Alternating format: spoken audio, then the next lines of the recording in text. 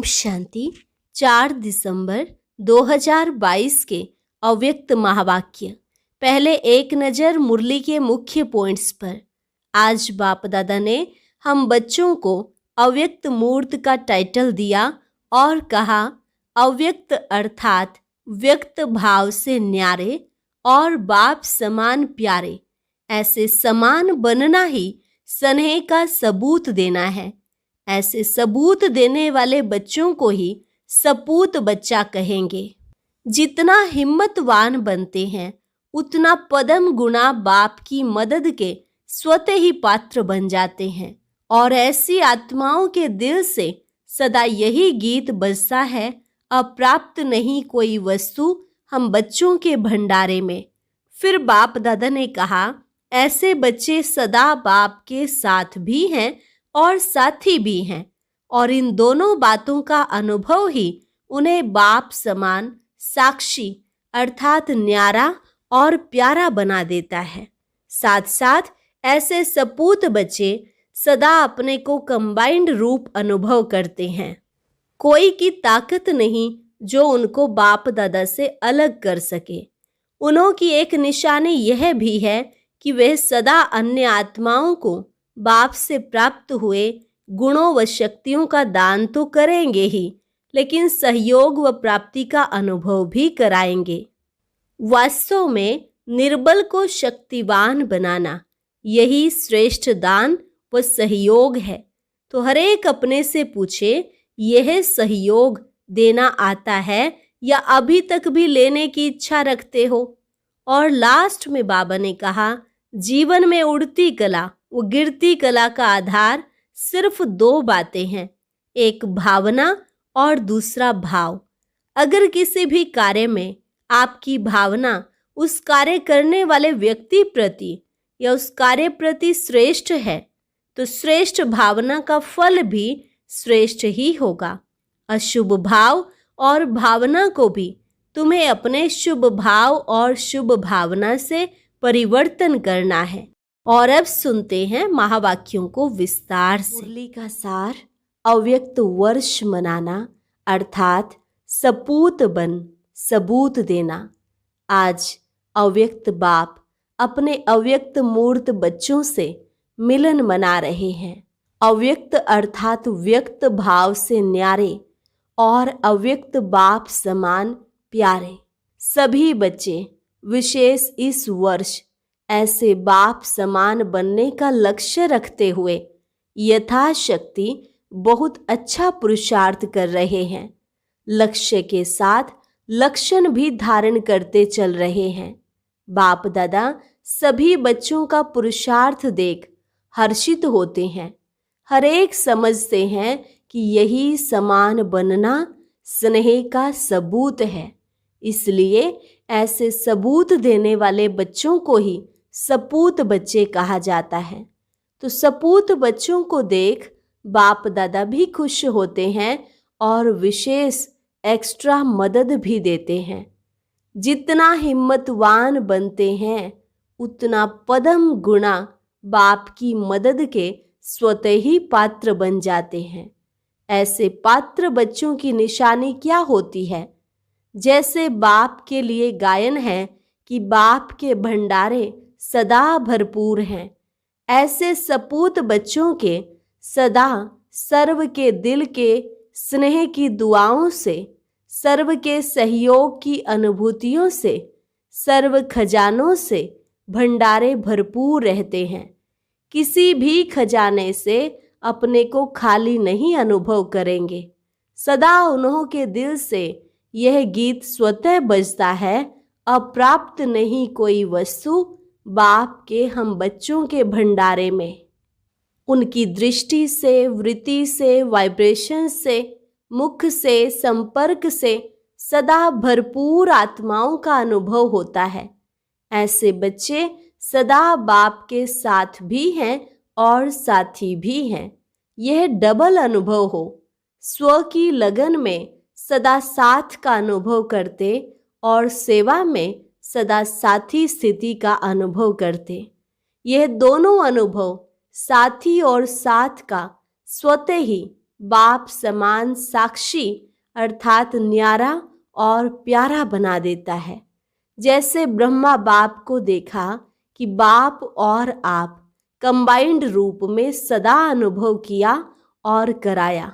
Combined स्वरूप को कोई अलग कर नहीं सकता। ऐसे सपूत बच्चे सदा अपने को कंबाइंड रूप अनुभव करते हैं। कोई ताकत नहीं जो अलग कर सके। जैसे सतयुग में देवताओं की प्रकृति दासी रहती है अर्थात सदा समय प्रमाण सहयोगी रहती है, ऐसे सपूत बच्चों की श्रेष्ठ स्थिति कारण सर्व शक्तियाँ और सर्व गुण समय प्रमाण सदा सहयोगी रहते हैं अर्थात सर्व शक्तियों के गुणों के राज्य अधिकारी रहते हैं। साथ साथ ऐसे सपूत बच्चों का सेवा का विशेष स्वरूप क्या रहता। जैसे सभी वाणी द्वारा व मनसा सेवा द्वारा सेवा करते रहते हैं, ऐसे सेवा वे भी करते हैं, लेकिन उन्हों की विशेष सेवा यही है कि सदा अन्य आत्माओं को प्राप्त हुए बाप के गुणों और शक्तियों का दान नहीं, लेकिन सहयोग व प्राप्ति का अनुभव कराना। अज्ञानियों को दान देंगे और ब्राह्मण आत्माओं को सहयोग व प्राप्ति कराएंगे, क्योंकि सबसे बड़े से बड़ा दान गुण दान व शक्तियों का दान है। निर्बल को शक्तिवान बनाना यही श्रेष्ठ दान है व सहयोग है।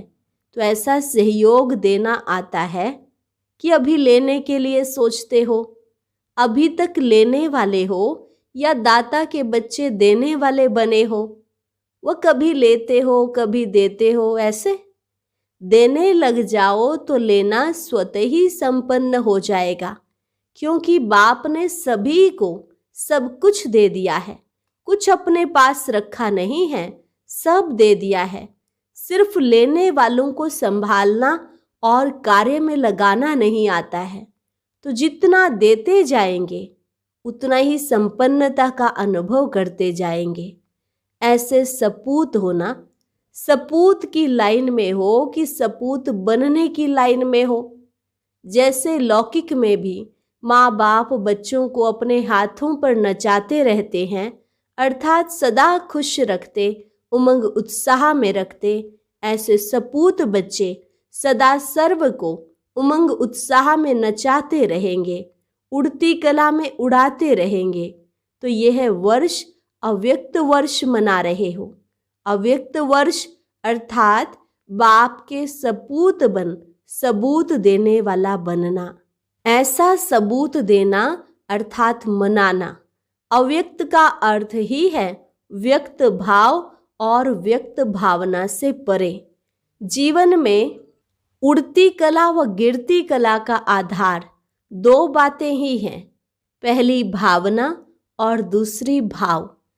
अगर किसी भी कार्य में कार्य प्रति या कार्य करने वाले व्यक्ति के प्रति भावना श्रेष्ठ है तो भावना का फल भी श्रेष्ठ स्वतः ही प्राप्त होता है। एक है सर्व प्रति कल्याण की भावना, दूसरी है कोई कैसा भी है लेकिन सदा स्नेह और सहयोग देने की भावना, तीसरी है सदा हिम्मत उल्लास बढ़ाने की भावना, चौथी है कोई कैसा भी हो लेकिन सदा अपनेपन की भावना, और पांचवी है इन सब का फाउंडेशन आत्मिक स्वरूप की भावना।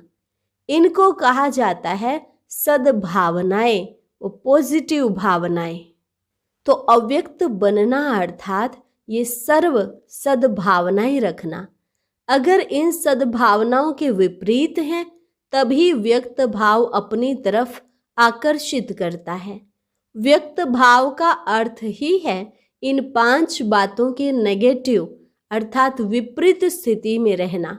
इसके विपरीत को तो स्वयं ही जानते हो, वर्णन करने की आवश्यकता नहीं। जब भावना विपरीत होती है तो अव्यक्त स्थिति में स्थित नहीं हो सकते। माया के आने के विशेष यही दरवाजे हैं।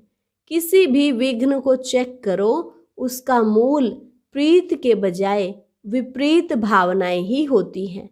भावना पहले संकल्प रूप में होती है, फिर बोल में आती है और उसके बाद फिर कर्म में आती है।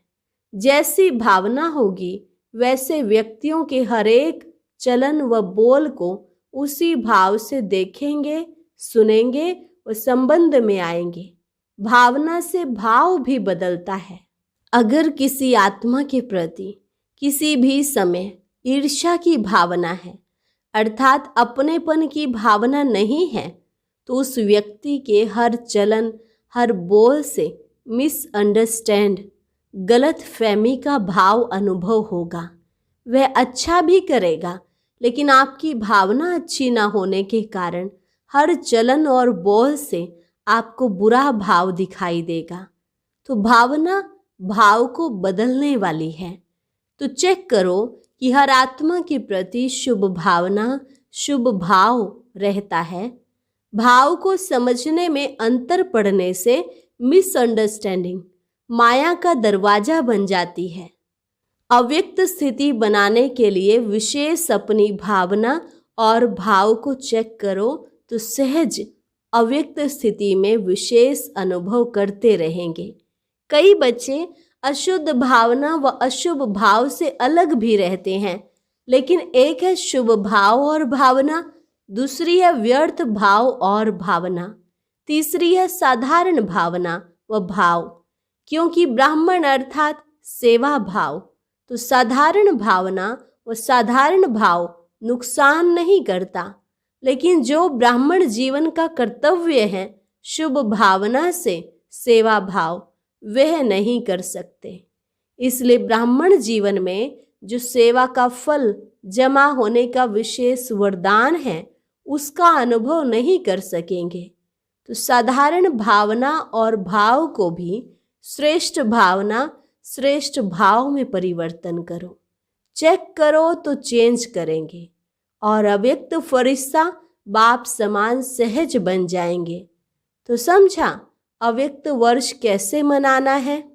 शुभ भावना मनसा सेवा का बहुत श्रेष्ठ साधन है और श्रेष्ठ भाव संबंध संपर्क में सर्व के प्यारे बनने का सहज साधन है। जो सदा हर एक के प्रति श्रेष्ठ भाव धारण करता वही माला के समीप मणका बन सकता है, क्योंकि माला संबंध संपर्क में समीप और श्रेष्ठता की निशानी है। कोई किसी भी भाव से बोले व चले, लेकिन आप सदा हरेक के प्रति शुभ भाव, श्रेष्ठ भाव धारण करो। जो इसमें विजयी होते हैं वही माला में पिरोने के अधिकारी हैं। चाहे सेवा के क्षेत्र में भाषण नहीं कर सकते, प्लान नहीं बना सकते, लेकिन जो हरेक से संबंध संपर्क में शुभ भाव रखते हैं तो यह शुभ भाव सूक्ष्म सेवा भाव में जमा हो जाएगा। ऐसे शुभ भाव वाला सदा सभी को सुख देगा, सुख लेगा। तो यह भी सेवा है और यह सेवा भाव आगे नंबर लेने के अधिकारी बना देगा। इसलिए माला का मणका बन जाएंगे। समझा? कभी भी ऐसे नहीं सोचना कि हमको तो भाषण करने का चांस ही नहीं मिलता है, बड़ी बड़ी सेवा का चांस नहीं मिलता, लेकिन यह सेवा भाव का गोल्डन चांस लेने वाला चांसलर की लाइन में आ जाएगा, अर्थात विशेष आत्मा बन जाएगा। इसलिए इस वर्ष में विशेष यह शुभ भावना और श्रेष्ठ भाव धारण करने का विशेष अटेंशन रखना। अशुभ भाव और अशुभ भावना को भी अपने शुभ भाव और शुभ भावना से परिवर्तन कर सकते हो। सुनाया था ना कि गुलाब का पुष्प बदबू की खाद से खुशबू धारण कर खुशबूदार गुलाब बन सकता है। तो आप श्रेष्ठ आत्माएं अशुभ, व्यर्थ, साधारण भावना और भाव को श्रेष्ठता में नहीं बदल सकते। वह कहेंगे क्या करें, इसकी है ही अशुभ भावना, इनका भाव ही मेरे प्रति बहुत खराब है, मैं क्या करूं? ऐसे तो नहीं बोलेंगे ना। आपका तो टाइटल ही है विश्व परिवर्तक। जब प्रकृति को तमोगुणी से सतोगुणी बना सकते हो तो क्या आत्माओं के भाव और भावना के परिवर्तक नहीं बन सकते? तो यही लक्ष्य बाप समान अव्यक्त फरिश्ता बनने के लक्षण सहज और स्वतः लाएगा। समझा कैसे अव्यक्त वर्ष मनाना है? मनाना अर्थात बनना, यह ब्राह्मणों की भाषा का सिद्धांत है। बनना है ना कि सिर्फ मनाना है? तो ब्राह्मणों में वर्तमान समय इसी पुरुषार्थ की विशेष आवश्यकता है और यही सेवा माला के मणकों को समीप लाए माला प्रसिद्ध करेगी। माला के मणके अलग अलग तैयार हो रहे हैं, लेकिन माला अर्थात दाने दाने की समीपता। तो यह दो बातें दाने की दाने से समीपता का साधन है। इसको ही कहा जाता है सपूत अर्थात सबूत देने वाले। अच्छा, चारों ओर के सर्वस्नेह का सबूत देने वाले सपूत बच्चों को सदा बाप समान फरिश्ता बनने के उमंग उत्साह में रहने वाली आत्माओं को सदा सर्व प्रति श्रेष्ठ भावना और श्रेष्ठ भाव रखने वाली विजयी आत्माओं को सदा हर आत्मा को श्रेष्ठ भावना से परिवर्तन करने वाले विश्व परिवर्तक आत्माओं को सदा विजयी बन विजय माला में समीप आने वाले विजयी रत्नों को बाप दादा का अव्यक्त वर्ष की मुबारक के साथ साथ याद प्यार और नमस्ते। रूहानी बच्चों की रूहानी बाप दादा को नमस्ते नमस्ते, गुड मॉर्निंग। अभी दादियों से मुलाकात, जानकी दादी से। अपने हिम्मत और सर्व के सहयोग की दुआएं शरीर को चला रही हैं। समय पर शरीर भी सहयोग दे देता है। इसको कहते हैं एक्स्ट्रा दुआओं की मदद। तो विशेष आत्माओं को यह एक्स्ट्रा मदद मिलती ही है। थोड़ा शरीर को रेस्ट भी देना पड़ता है। अगर नहीं देते हैं तो वो खिटखिट करता है। जैसे औरों को जो चाहता है वो दे देते हो ना। किसको शांति चाहिए, किसको सुख चाहिए, किसको हिम्मत चाहिए, तो देते हो ना।